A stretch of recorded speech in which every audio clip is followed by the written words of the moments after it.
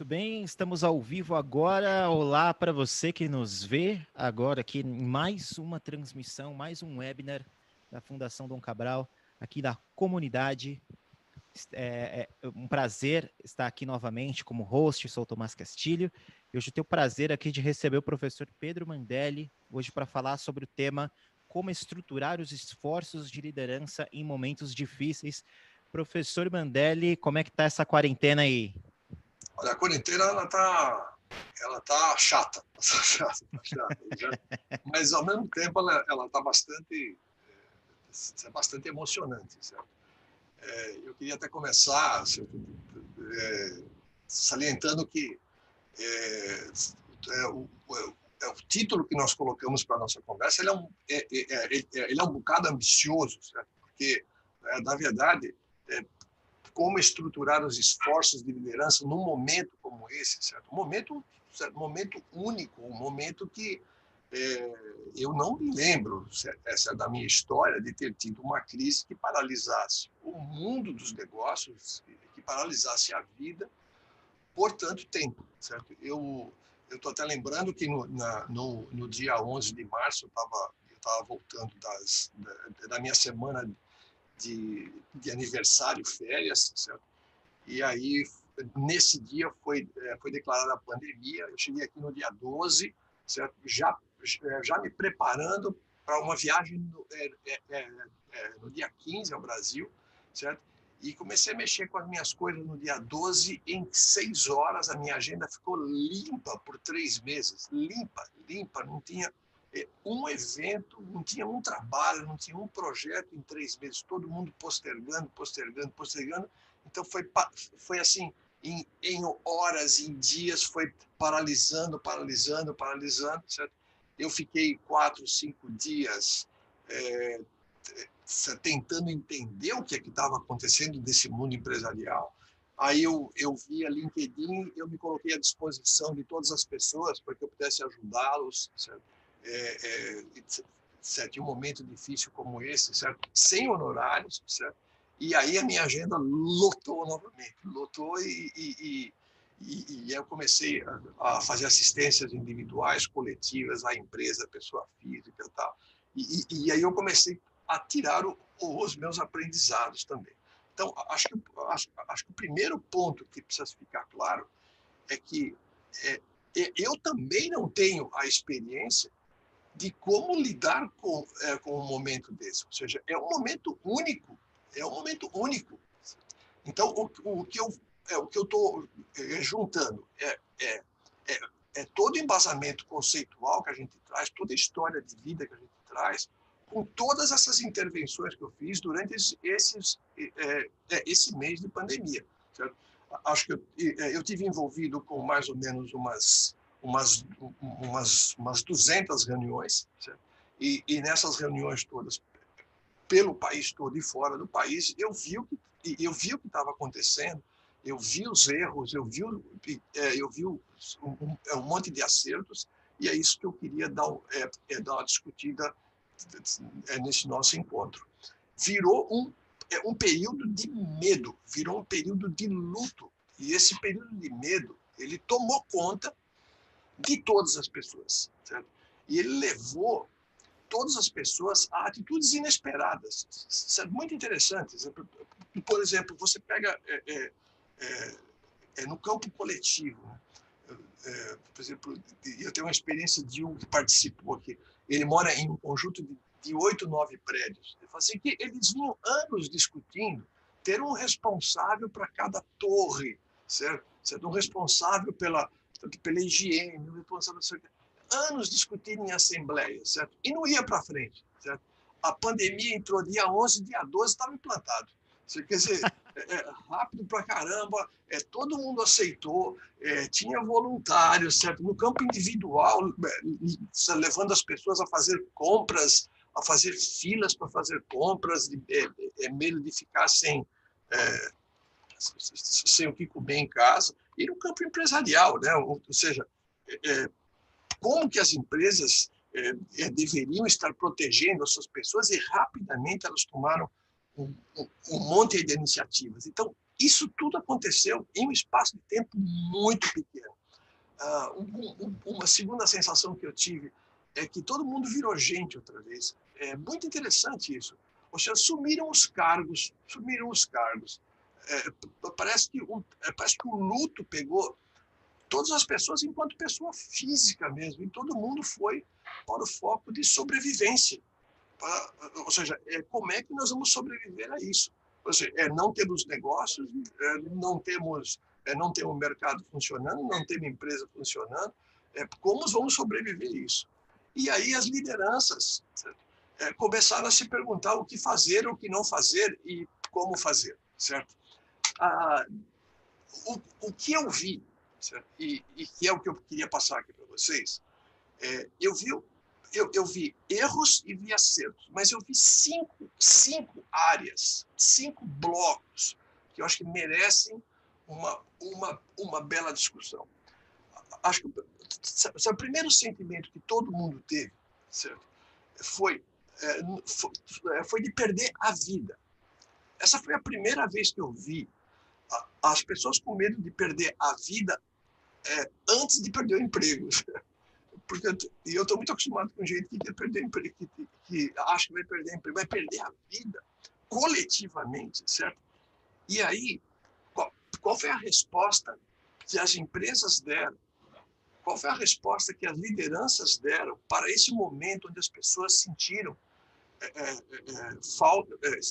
sentiram que poderiam perder a vida? Certo? As empresas, as lideranças estruturaram um esforço para criar ambientes seguros. Certo? Então, esses ambientes seguros foram desde o álcool gel até, certo, um tapete com cloro na entrada, certo? Máscaras, uso de máscaras.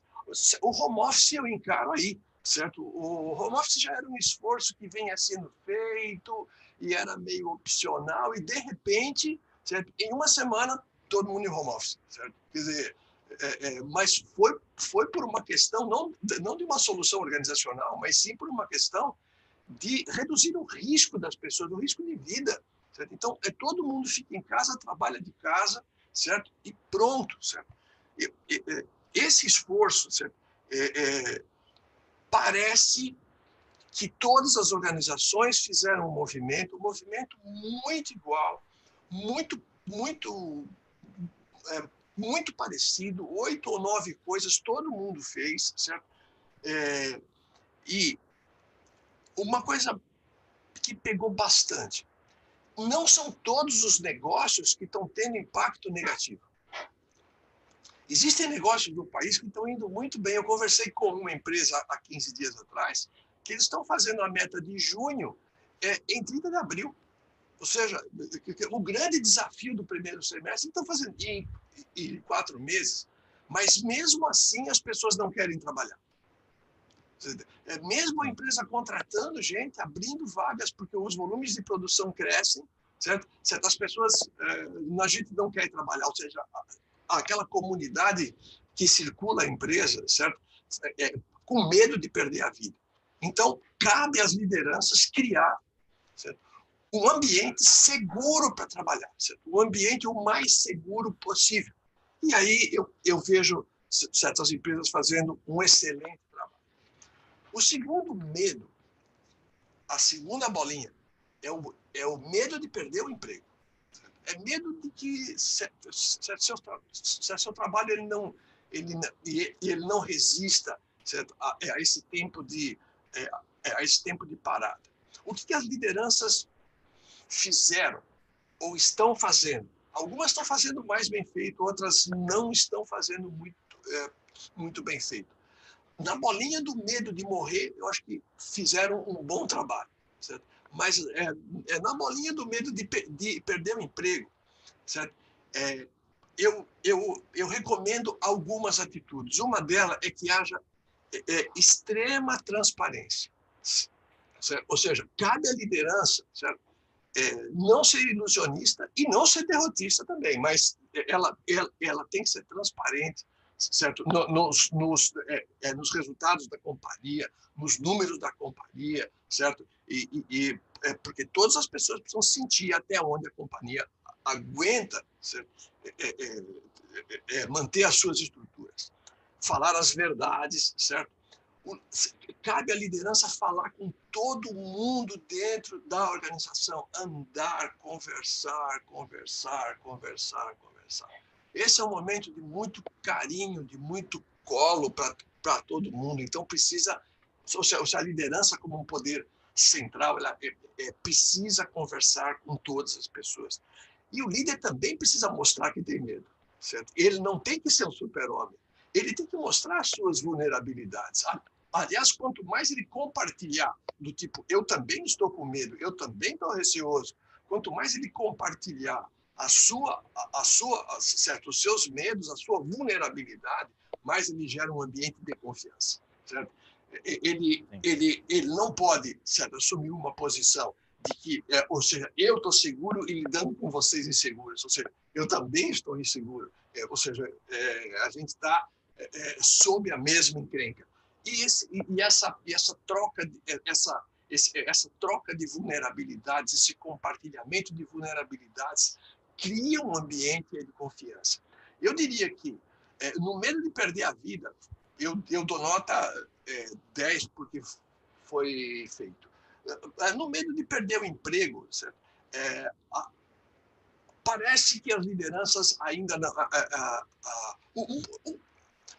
estão fazendo o trabalho, mas eles não estão fazendo dando a devida importância, dando o devido carinho.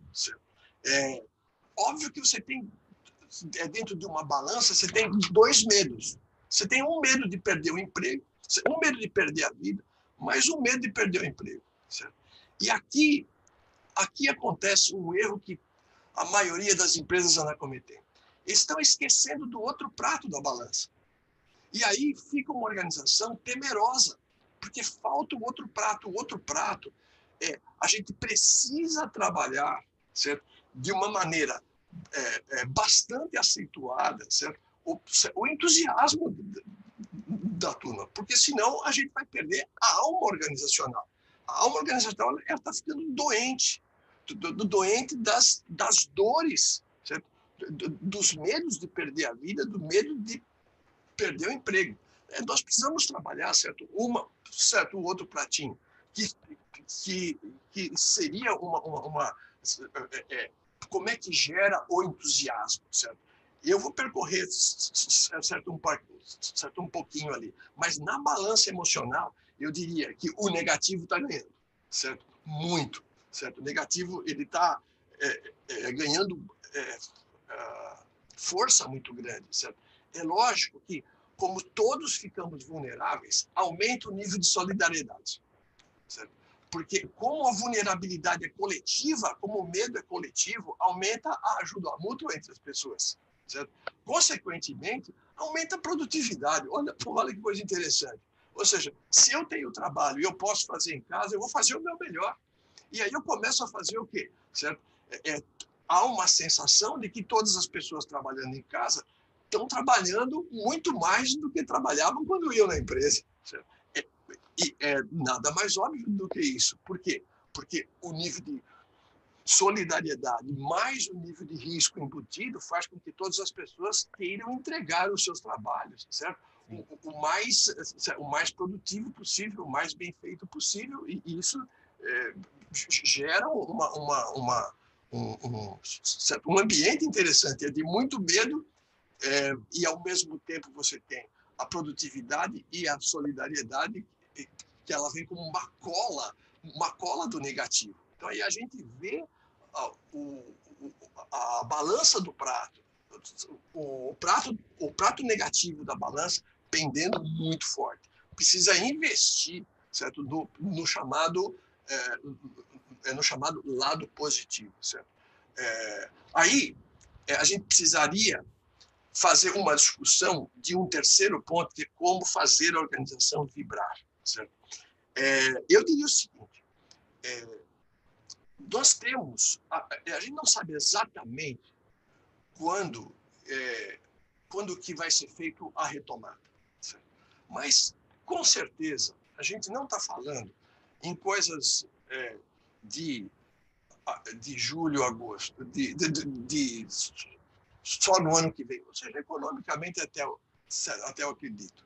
Certo? Mas eu acho que a gente tem 3 momentos. Acho que tem um momento que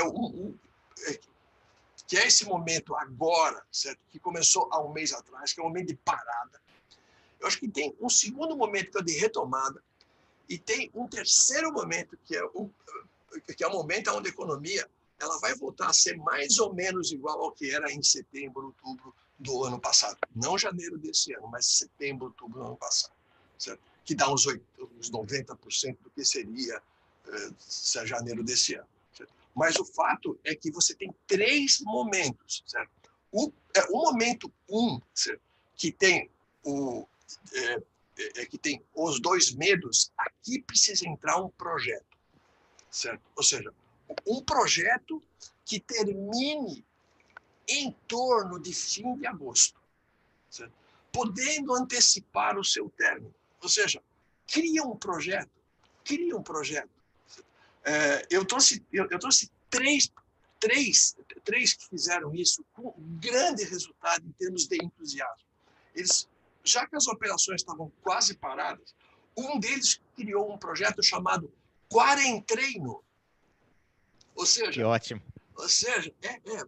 Vamos ver em toda a empresa o que a gente pode aprender. Vamos ver em toda a empresa o que a gente vinha fazendo errado e estava difícil consertar. Vamos ver em toda a empresa o que a gente pode fazer para a gente potencializar. Vamos ver todos os cursos que a gente pode fazer, como é que vamos repassar os cursos, quem é responsável por qual, que ele se chamou de quarentreino.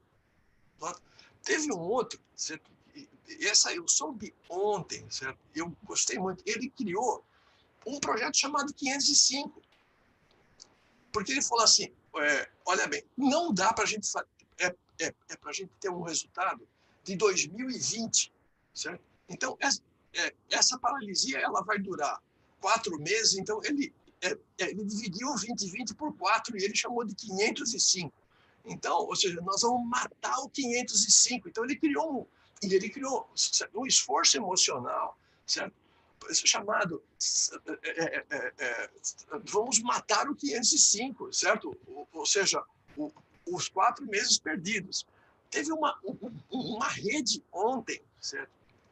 Que eu achei muito genial, certo? É uma rede de lojas que vende sapatos e eles criaram, certo, um projeto para o nome eu não vou passar aqui, mas até por questões que eles me pediram de não dar o nome, mas o sapato em casa. Ou seja, eles vão levar os sapatos para serem vendidos nas casas das pessoas. Olha que coisa interessante.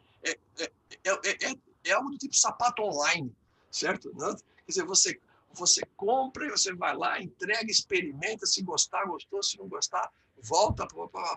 Olha, mas cria um projeto, envolve as pessoas com esse projeto. É lógico, cria premiações para esse projeto, certo? Deixa as regras de remuneração para a empresa quando ela opera normal, quieta, certo? Ou seja, deixa esses critérios quietos e não fica criando critério para agora. Cria 5 regrinhas, ou seja, quem conseguir vender maior número de pares de sapato até 30/8, quem conseguir vender mais tênis até 30/7. Dizer, Gamificar, né? Sai da caixinha dos critérios, entendeu? Que são os critérios de remuneração normal. Ou seja... Professor, só para te atualizar de uma coisa, né? A gente está aí já passando das 400 pessoas te assistindo agora. Poxa tá? vida. Então não fique nervoso, mantenha o foco, que tá indo tudo bem. Tá todo mundo te adorando de assistir. Ótimo. Muito obrigado. Então, quer dizer, você cria um foco a 30/8, certo? Dá um nome para isso. Teve um que pôs um nome que ele chamou de A Última Batalha. Certo? Achei interessante. Ele põe até uma música no fundo, que é a música lá do Star Wars, certo? A Última Batalha. Eu gostei muito. Ou seja, algo divertido, algo que as pessoas assumem como uma encrenca, como algo a ser vencido até 30/8, certo? E transita isso por toda a organização, dá um nome ao projeto, dá um prazo para isso, certo? Ah, mas e se não for 30/8? E se for 30/7? Acaba antes do projeto, não tem problema nenhum. Eu vou falar como é que a gente acaba esse projeto, certo? Mas, enfim, tem que criar alguma coisa para pôr no prato da balancinha, certo? Que é o prato do entusiasmo. Da mesma forma, certo? Da mesma forma, nós temos que construir a retomada, certo? Então, essa seria a minha quarta bolinha, certo? Que eu estou chamando de construção da ponte, que eu estou chamando de engajamento para a retomada, certo? Como é que eu vejo isso? Eu vejo assim, lá por volta de agosto, a gente já vai ter algumas coisas liberadas, a economia vai começar a rodar um pouco. Não vai rodar a 100%, mas já vai estar rodando, certo? Então, o primeiro ponto é, a hora que você, líder, perceber que a economia começou a rodar um pouco, a primeira coisa que você faz é o quê? Preciso liquidar o projeto. Aquele projeto que eu queria até 30/8, eu preciso liquidar. Então, porque você vai ter que fazer um reboot da organização, um restart dela, certo? Então, nesse ponto, o que eu estou imaginando, certo? Eu estou imaginando que a hora que a liderança perceber que a economia começou a ser liberada e que afeta o teu negócio positivamente, o que você faz? Faz uma festa. Sabe aquelas festas, aquelas convenções de vendas de fim de ano, com banda e tudo, certo? Faz uma tremenda de uma festa, chama todo mundo, que na verdade são todos os sobreviventes, certo? E dá uns prêmios para quem fez uma puta de uma diferença enorme, certo? Eu diria que é uma festa para celebrar o fim do vírus, certo?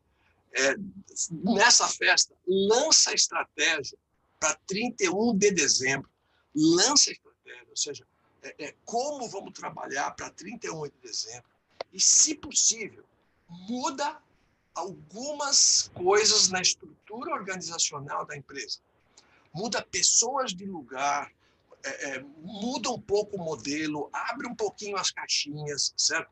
Aera um pouco a estrutura. Não deixa a retomada voltar ao modelo que tínhamos em janeiro, certo? Muda um pouquinho, certo, o modelo organizacional, e vocês vão ver que as mesmas pessoas em posições novas com um desafio forte até o final do ano, certo? E com uma celebração por terem vencido a crise. A gente sai com uma organização, certo? Bem mais engajada, certo? Então, deixa eu fazer uma parada até aqui. Numa balança, o prato 1, o ambiente do medo, o medo de perder a vida, mais o medo de você perder o emprego, certo? O de perder a vida muito bem trabalhado, o de perder o emprego mediano, mas esse lado da balança pesou muito. O lado direito, que é o lado de você fazer a organização vibrar, ter um projeto até 30/8, ter o planejamento da retomada emocionalmente falando. Não a retomada dos negócios, mas emocionalmente falando, eu não tenho visto nenhum esforço para isso. Então, eu diria que o prato do negativo, o prato do ruim, está ganhando de 10/0. De 10/0 do prato do vibrar. Tá? E aqui as organizações estão falhando muito, certo? Nós temos que ir ainda, isso precisa equilibrar. Nós estamos com 1 mês de pandemia, nós temos mais 2 ou 3 a vencer, certo? Então a gente precisa equilibrar isso, certo? Então, a minha primeira sugestão aí, certo? Toda empresa criou um comitê de crise. Toda empresa criou, certo? Eu criaria 4. eu criaria 4 comitês de crise. 4 comitês. Eu montaria um comitê para lidar com o medo de perder a vida. Nota.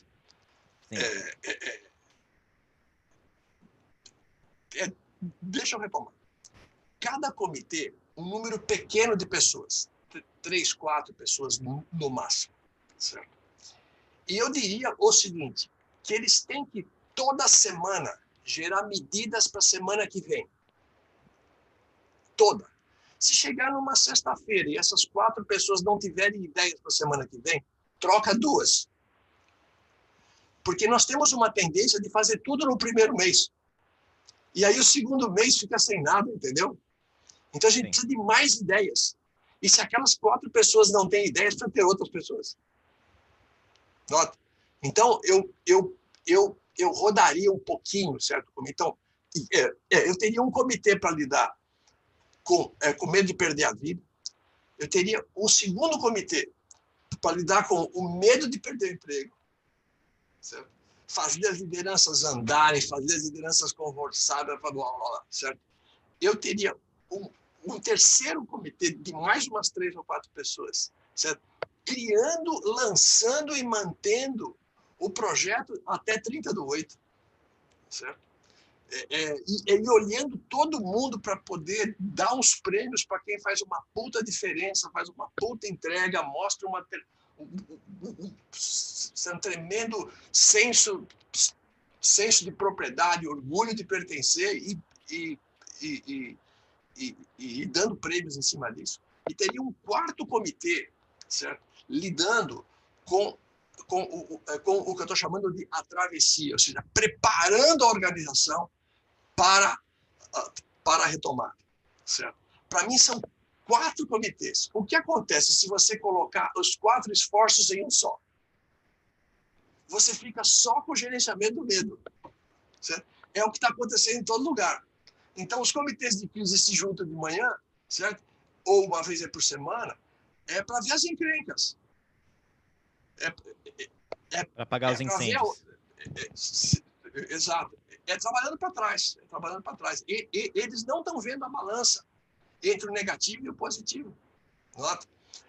Lógico que nós temos aí uma quinta atuação. Certo? A quinta atuação, elas são o que se chama de medidas estruturais. Certo?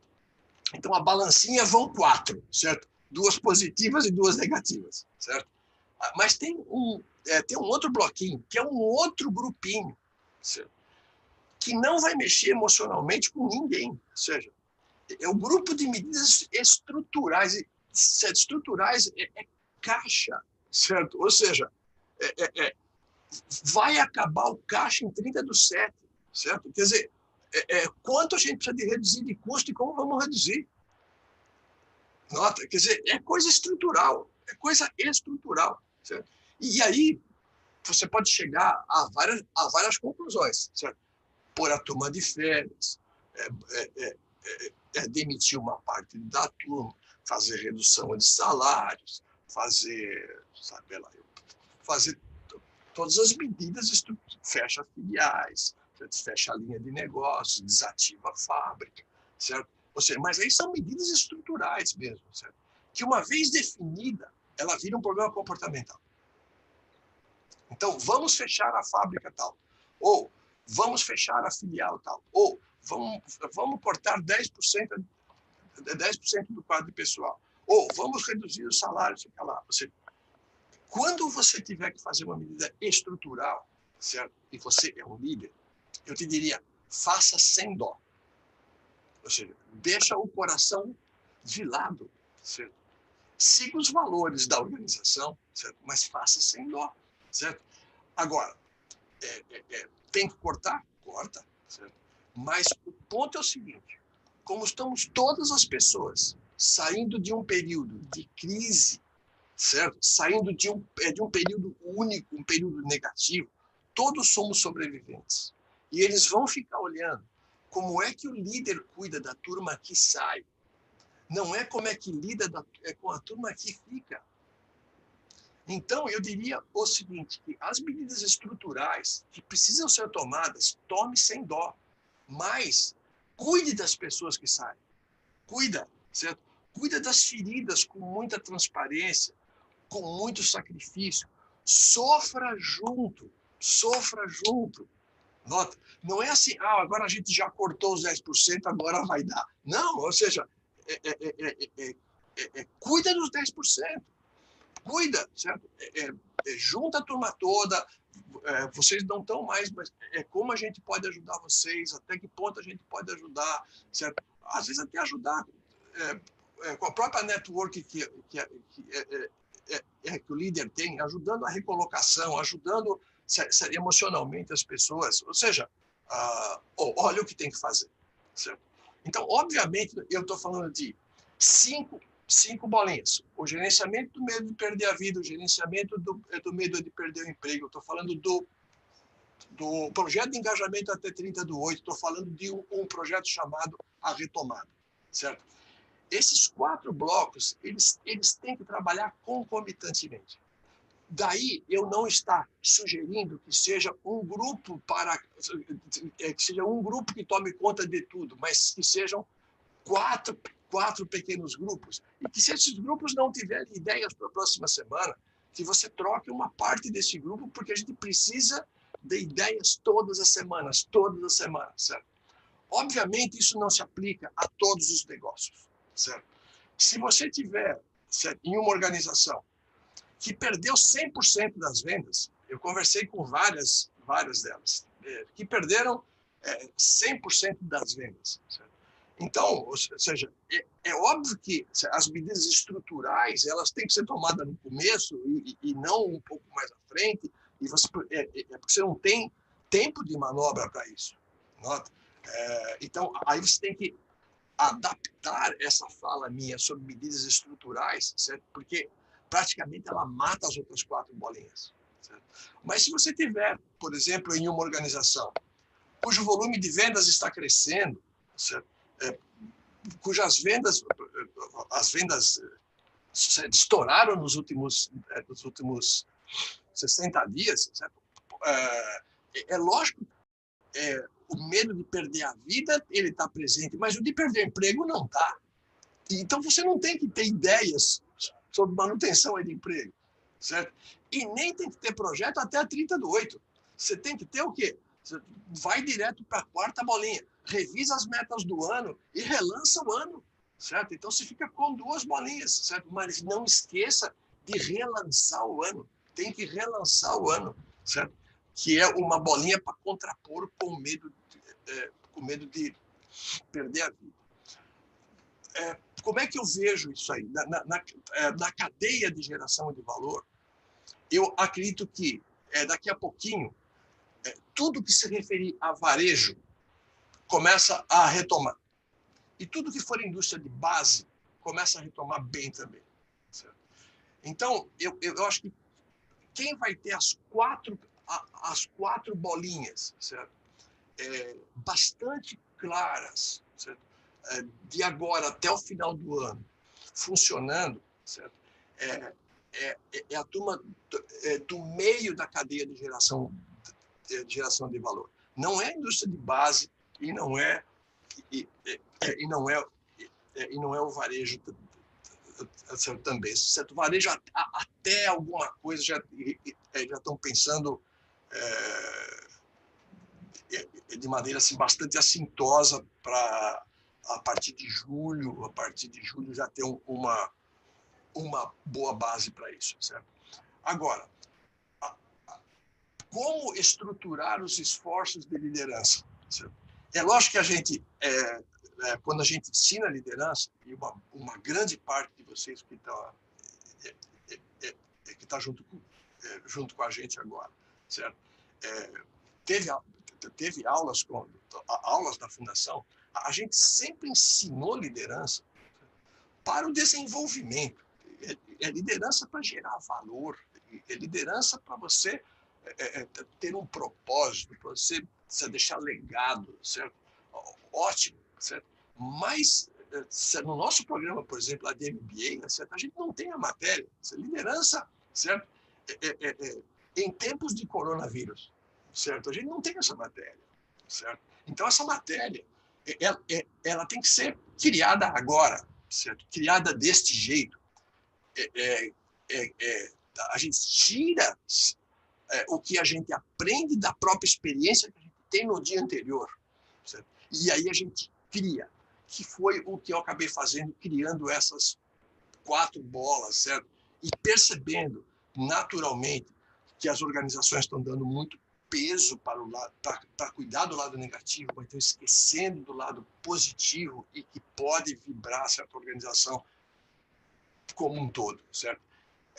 Quando você volta lá para trás, por exemplo, a turma fala para mim assim, mas Mandé, o mundo vai ser diferente quando isso tudo passar, certo?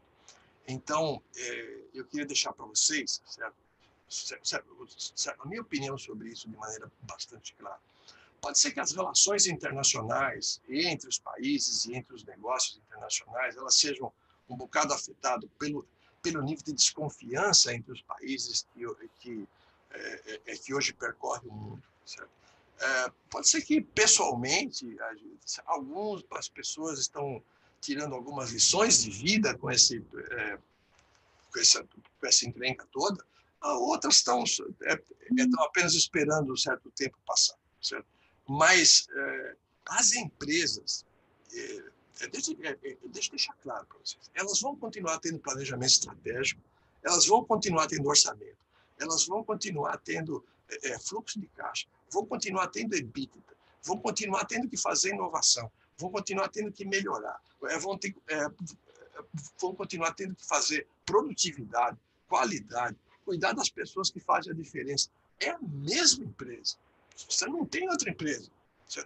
Tem uns aprendizados que sobram aí do tipo como trabalhar em casa, que as empresas relutaram para isso, e de repente faz tudo e pronto, e vão ver como é que a gente gerencia isso. Lógico, uma parte pode ficar em casa, uma parte vai ter que voltar a trabalhar, certo, junto, porque as pessoas estão em casa, mas nós estamos perdendo sinergia, nós estamos perdendo trabalho em equipe, nós estamos perdendo avaliação de desempenho, ou seja, nós estamos perdendo um monte de coisa, que a hora que a gente precisa de toda a energia do pessoal todo, a gente vai ter que olhar certo, um na cara do outro e retomar certo, uma parte do trabalho certo, presencial, e uma parte do trabalho pode ser que até continue remotamente, certo?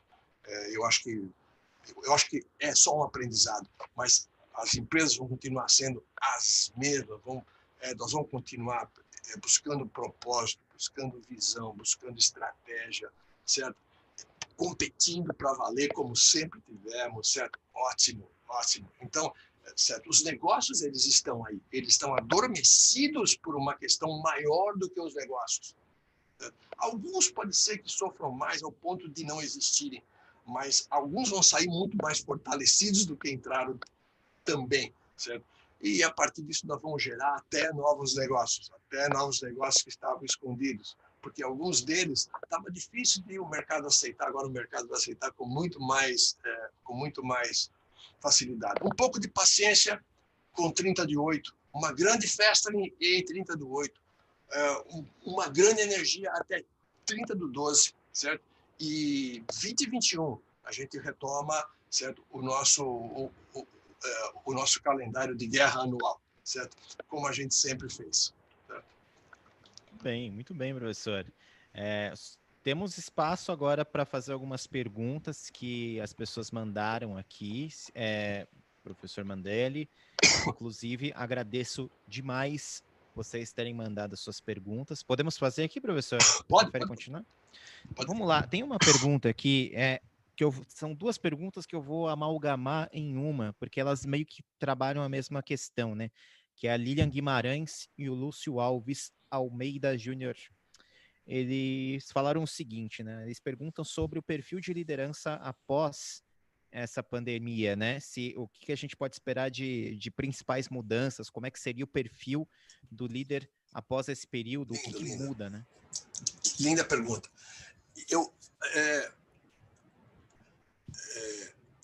todos que me conhecem sabem por onde eu retomo esse assunto, certo? Então é assim, a vida não ensina ninguém a liderar. A vida ensina todas as pessoas a conviver. Então a gente aprende a conviver, certo? Só que como é que eu lidero? Certo? Onde estão as ferramentas? Certo? Onde estão os conceitos? Onde estão as tuas táticas? Certo? Me diz o modelo de liderança que você usa. Certo? Como você lidera 100, como você lidera 1000, como você lidera virtual, como você lidera multicultura. Não, eu vou liderando, mas como liderando? Você não vai liderando, você vai convivendo. O que eu acredito, certo? Que cada vez mais você vai ter menor chance de ser um falsário nos conhecimentos de liderança. Por quê? Porque os negócios eles vão ficando mais complexos e as pessoas vão ficando mais complexas. Então, cada vez mais eu vou precisando de mais instrumento. Nota? Então, vamos lá. Como é que eu gerencio pessoas de alto capital intelectual home office?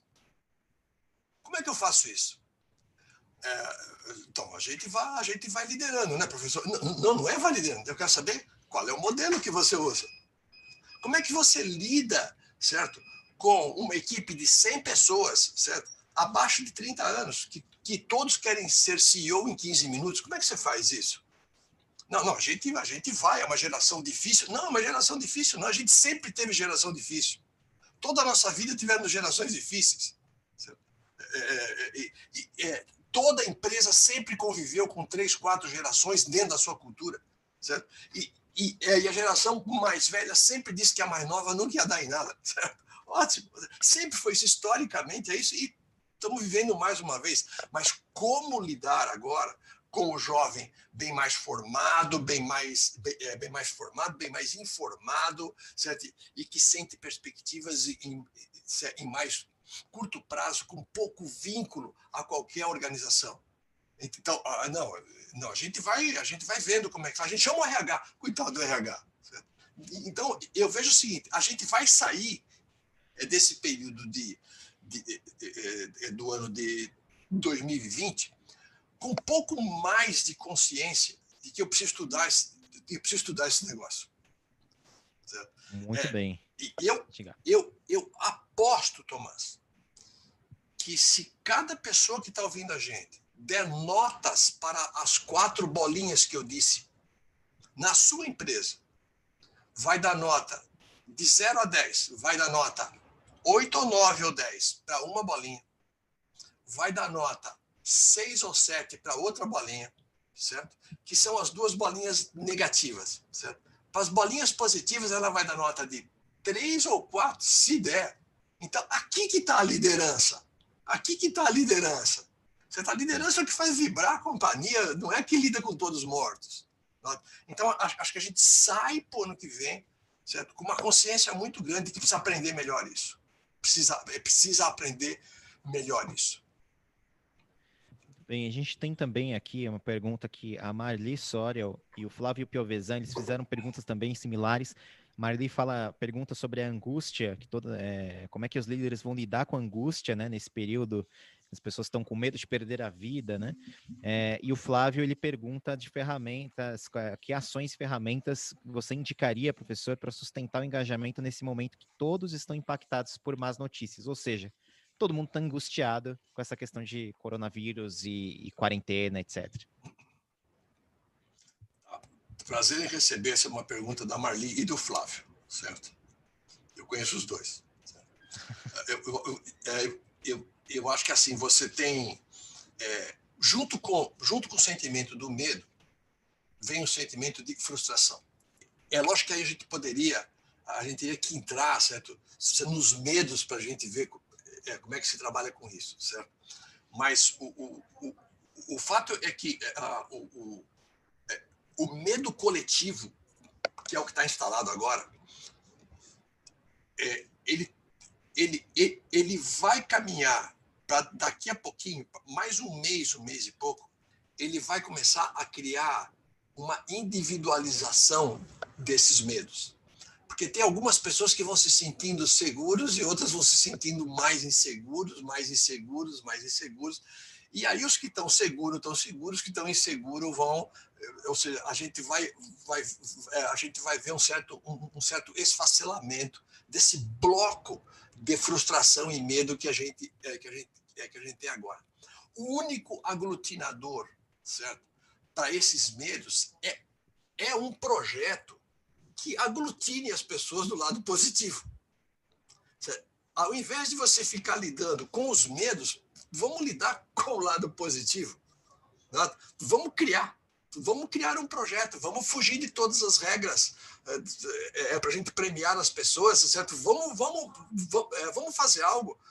Vamos fazer algo que a turma sinta, vale a pena ir para essa batalha. Certo? Aliás, eu gosto muito desse conceito de batalha. Certo? E eu acho que esse período até 30/7, 30/8 é uma batalha. Não é uma guerra, é uma batalha. Ou seja, nós temos que tomar um espaço que foi tomado pelo medo gerado, certo? Por um vírus mundial. Nós temos que tomar esse espaço, certo? Tomar. Como é que mata esse bichinho? Como é que lida com ele? Isso aí é um mecanismo de saúde que está vendo, certo? Quer dizer, nós temos que cuidar do ambiente organizacional, da vibração deste ambiente organizacional. Nós temos que ter algo que una e inspire as pessoas. Que, aliás, todo livro de liderança diz que nós temos que ter algo que une e inspira. Mas você pode procurar dentro de todo livro que não tem o que une e inspira. O que une e inspira são os projetos que fazem a diferença colocados em um ambiente de batalha. Certo? Muito bom. A gente tem tempo para mais algumas perguntas de você que nos enviou aqui no chat. Inclusive, se você ainda não é inscrito, né? Não dei esse recado no começo, então dou agora. Se você não é inscrito aqui no canal da Fundação, não se esqueça de se inscrever e ativar o sininho para saber todas as vezes que a gente estiver ao vivo e com outros conteúdos também super interessantes, como esse, aqui com o professor Mandelli. E a gente tem a pergunta aqui da Mônica Barciela. Ela pergunta sobre a formação dos comitês, né? Daqueles 4 comitês, né? Ela pergunta: Pedro, devemos fazer um time multidisciplinar, pessoas de várias áreas, representantes de diversos cargos da organização? Qual que é, na sua mente, a formação ideal para esses comitês? Tem que estar no comitê pessoas que entendam do que tem que ser feito. Se elas forem diretores, são diretores. Se elas forem operários, eles são operários. Certo? Ou seja, é gente. É gente, não é cargo. Certo? Então, ou seja, se você vai lidar, certo? Em como tornar um ambiente seguro, é lógico que você tem que pôr algumas pessoas, certo? Que sejam interessadas em ambientes seguros. Certo? Se você vai lidar com um projeto que vai aglutinar todo mundo até 30/8, tem que ser alguém com forte liderança, alguém que sonhe, alguém que vibre, certo? Né? Ou seja, escolha as melhores pessoas, certo? Provavelmente grupos multidisciplinares. Eu diria o seguinte: nunca monte um grupo desse com mais de 4 pessoas. Certo? Qualquer grupo desse com mais de 4 pessoas, certo? Cada pessoa que você adicionar, o grupo perde 15% a 20% de efetividade, vira uma discussão, e não sai uma ação efetiva. Certo? Então, 4 pessoas é um número excelente. Certo? Não deixa uma pessoa participar de mais de um grupo, certo? E coloca uma pessoa que rode os 4 grupos, para garantir um pouquinho de coordenação entre as ações, certo? Não mais do que isso. Muito bem. A gente tem tempo para mais uma pergunta. Então, vou pedir para que você que não teve a sua pergunta respondida, escreva para o professor, nosso querido Oráculo Washington. Ele vai escrever aí no grupo, no chat, o e-mail de contato do professor, para que vocês possam escrever para ele. Não por desencargo de consciência também, eu vou falar aqui qual o e-mail do professor, é o pmandelli, com 2Ls, @mandeli, com 2Ls.com.br, correto, professor? É isso mesmo? Corretíssimo, corretíssimo. Estou à Mas, disposição. de qualquer maneira, o nosso oráculo Washington vai colocar aí no grupo, né, no chat do YouTube. Então, vamos fazer aqui a última pergunta, que é do Geraldo Drummond. Fala assim: excelente exposição para médias e grandes empresas, principalmente. E os líderes das micro e pequenas empresas que estão se havendo com a sobrevivência das suas empresas. Como é que se encaixa, então, a história dessas pessoas que estão, de fato, vivendo um momento de escassez, né? Ótimo. Totalmente, muitas vezes, né? Óbvio, óbvio, óbvio. Então, aí você tem que... as pequenas empresas, elas têm que ir direto. Ou seja, tem um raciocínio que precede as 4 bolinhas, que é o estrutural. Ou seja, até quando o nosso negócio aguenta com esse modelo que a gente tem, certo? Eu estava orientando uma empresa esse dia de 6 funcionários. 6, certo? Quer dizer, o empreendedor mais 5. Então, eles têm um certo custo, certo? Que é a soma do que eles têm, mais o lugar que eles usam, mais não sei o quê, mais equipamentos e números na mesa. Ou seja, a gente aguenta mais 4 meses assim, certo? Então, o que é que nós vamos fazer, certo? Então, primeiro foi evocado o grupo, evocado o espírito das 5, 6 pessoas, para ver se com os mesmos custos eles faziam coisas diferentes, certo? Até para a gente chegar a 30/8, certo? De uma maneira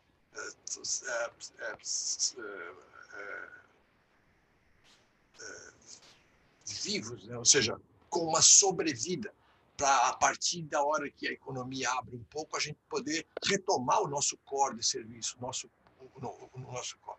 Certo? E o segundo estágio disso era, bom, considerando então que a gente não tem ideia nenhuma o que vão fazer, certo? E eles, esses 6, que foi, certo, o empreendedor principal mais 5, eles, na geração do que eles iriam fazer, eles dividiram a empresa em dois blocos de 3 pessoas. Olha que coisa, certo? 3 pessoas foram fazer serviços, certo? Que não faziam parte do core da empresa, mas tinham que fazer algum caixa para a empresa. Então, eles correram atrás de prestação de serviços, certo? Para que fizesse algum caixa de sobrevivência da empresa. E os outros 3 assumiram que fariam, certo? Um amplo programa de assistência gratuita para todos os clientes, para manter os clientes no core de clientes, mas cuja receita seria 0.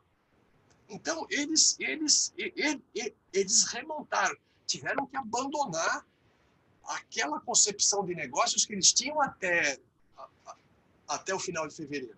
Mas eles retomam essa concepção, certo, em agosto. Então, eles fizeram o quê? Um desenho de sobrevivência. Então, os negócios pequenos, certo? O pequeno empreendedor, ele tem que fazer desenhos de sobrevivência, certo? Às vezes dividindo a sua empresa, às vezes fechando uma parte dela, às vezes colocando parte dela para fazer outra coisa, certo? Não definitivo, mas temporário, até que você faça algum caixa para você manter a tua organização em pé. Muito legal. Professor Pedro Mandelli, muito obrigado por esses 54 minutos de conteúdo, de aula, de conversa, de conteúdo super relevante para as pessoas que estão aqui assistindo no ao vivo, que vão assistir posteriormente na gravação. Então, deixo aqui um muito obrigado mesmo. Assim, foi muito legal mesmo esse webinar contigo. Super à disposição de todos vocês. Vocês sabem que o ano é um ano que deveria ser devolvido aos céus, porque é um ano que veio com vírus, mas na impossibilidade de a gente devolver o ano aos céus, nós temos que levá-lo da melhor forma, nós temos que liderá-lo da melhor forma até 31 de dezembro, certo? E não se esqueçam em janeiro de 2021, fazer um kickoff, certo? Em alto estilo, porque o ano 2021 nós vamos precisar compensar o ano de 2020, que é o ano que nasceu morto. Muito obrigado. Muito bem, nós ficamos por aqui nessa transmissão, só lembrando que amanhã ainda nós temos mais um webinar às 16 horas, 17 de abril, reforma do Estado e reforma administrativa no contexto pré e pós-Covid-19, com o professor Humberto Falcão. Nós contamos aí com você novamente aqui nos assistindo também. Se inscreva no canal, assista os outros webinars que ainda não viu. E nós ficamos por aqui nessa transmissão Fundação Dom Cabral para ser relevante. Um grande abraço para vocês.